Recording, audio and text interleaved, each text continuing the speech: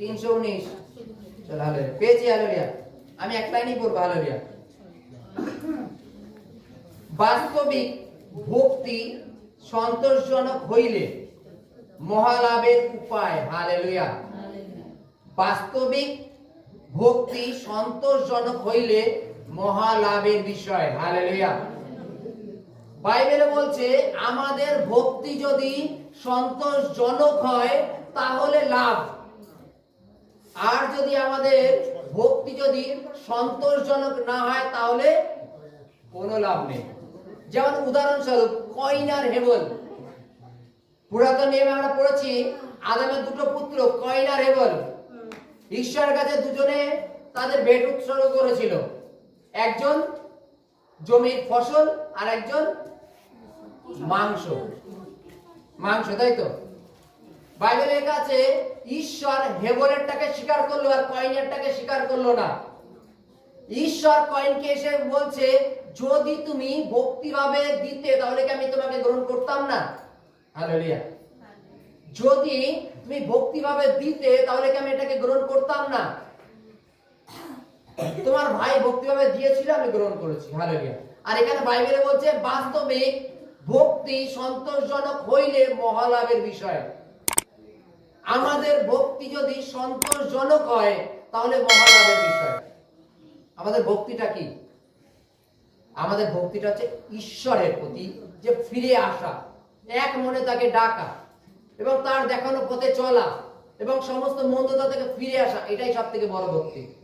আর যদি আমরা এইরূপ করতে পারি তাহলে মহালাভের বিষয়, কেননা তিনি আমাদের জন্য স্বর্গে স্থান প্রস্তুত করেছেন। হালেলুয়া। আর যতজন আমরা তাকে বিশ্বাস করবো আমরা প্রত্যেকে স্বর্গরাজ্যের অধিকারী হব। বাইবেলে লেখা আছে ভক্তি। হালেলুয়া। আমরা বিভিন্ন ক্ষেত্রে ভক্তি অনেকভাবে দেখি। মনে করো উদাহরণ, অনেকে অনেক রকম ভাবে প্রার্থনা, কেউ হাত জোর করে, কেউ চোখ বন্ধ করে, কেউ মাথা নিচু করে, কেউ মুখটা বিবির করে, কেউ মনে করে একটু জোরে জোরে উচ্চ স্বরে। এক একজনের এক এক রকম ভাবে প্রার্থনা করে, এক একজনের এক এক রকম ভক্তি। যদি মনে করো যে কারোর ভক্তি আছে সে দুহাত জোর করে করে, কেউ দুহাত উঁচু করে করে, এক একজনের এক এক রকম ভক্তি।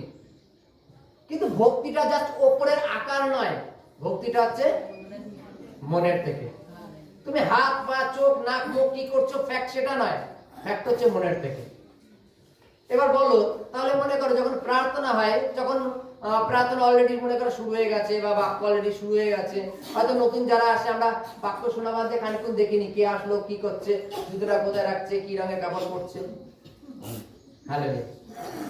তুমি শারীরিক দিক দিয়ে উপস্থিত থাকলেও তুমি আত্মিকভাবে উপস্থিত নয়। বাইবেলের কাছে তোমার ভক্তি যদি শান্তিজনক না হয়, ভক্তি যদি তোমার পরিপূর্ণ না হয়, তাহলে তোমার কোনো লাভেরই বিষয় নেই। আমরা ভক্তি করি কেন? লাভের জন্য তো নাকি?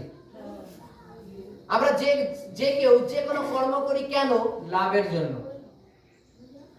এবার আমরা যদি ভক্তি করি সেই ভক্তিটাও লাভের জন্য হওয়া উচিত। হালেলুয়া। বাইবেলে এখানে কি বলছে? মহালাভের বিষয়। মহালাভ, শুধু লাভ না, মহালাভ। আর তোমার ভক্তিটা যদি সন্তোষজনক হয়, যদি তোমার ভক্তিটাকে যদি ঈশ্বর গ্রহণ করে, যদি তোমার ভক্তিটাকে ঈশ্বর একসেপ্ট করে যে হ্যাঁ এই হৃদয়ের অন্তঃকরণ থেকে আমাকে ডাকে, এই হৃদয়ের অন্তঃকরণ থেকে প্রার্থনা করে, এই হৃদয়ের অন্তঃকরণ থেকে লোকের জন্য প্রার্থনা করে, তাহলে মহালাভের বিষয়। কেননা রক্ষাকর্তা তিনি তোমার সঙ্গে আছেন। হালেলুয়া। হালেলুয়া।